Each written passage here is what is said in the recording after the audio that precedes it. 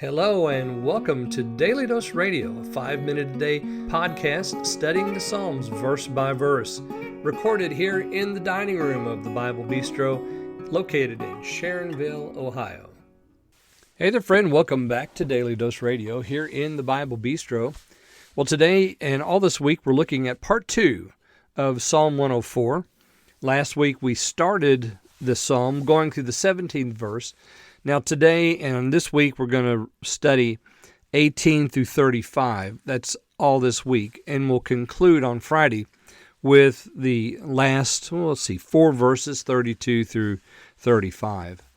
Today we're going to look at the first 4 verses in this section, 18 through 21, and we pick up where we left off last time. Remember, this psalm is, the title that I've given it is Thou art very great. That happens, those words are found actually in the second verse, in the first verse there in this psalm, Psalm 104.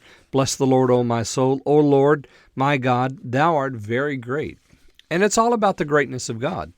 We saw the greatness of God in creation. He talks about the creation, the foundation of the earth, the creation of the angels, the creation of his chambers, all that, the bounds that he gave to the waters. We talked a lot about water last week, the Noahic covenant, and then how he cares for the creatures. That's where we were when we ended last week.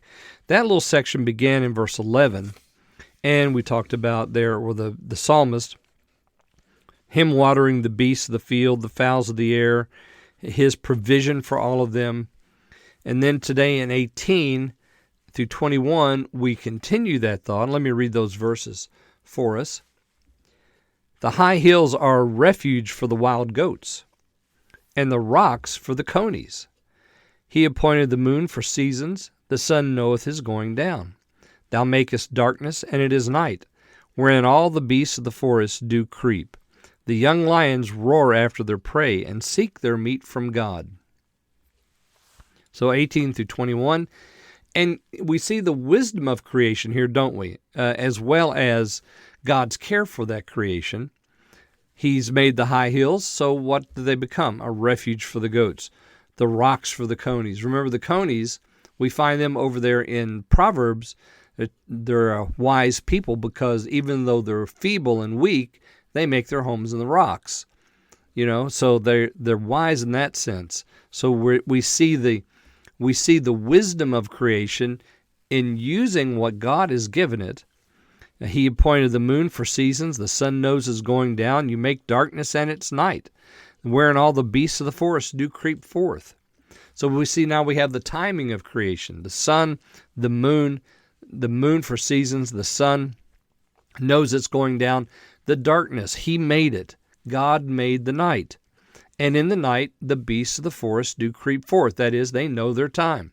They know when it's time to go out and hunt for prey. So the young lions roar after the prey, and they seek their meat from God. Isn't that interesting? How come we can't do that? Why is it that the beasts are wiser than we are?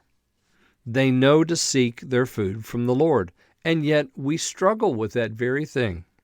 So the young lions roar after their prey and seek their meat from God. I don't know your experience, but here in my part of the world, there's a predator that's called a coyote.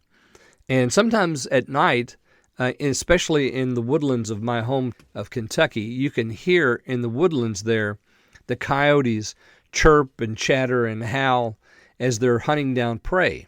And then as they get closer and closer to pulling down their prey, they get louder and louder, and then suddenly it's just like somebody turned a switch and they stop. It's because they've caught their prey. Well, it's the same thing that the psalmist is referring to here. The young lions roar after their prey. They know they're seeking their meat from God, and they're looking to his hand to provide for them. How come we can't do the same thing? Well, join me again tomorrow. We're going to look at verses 22 through 24 here on Daily Dose Radio. Thanks for listening to Daily Dose Radio. For more fresh and delicious Bible studies, podcasts, books, and more, check out the Bible Bistro online and on YouTube. Join me again next time for Daily Dose Radio.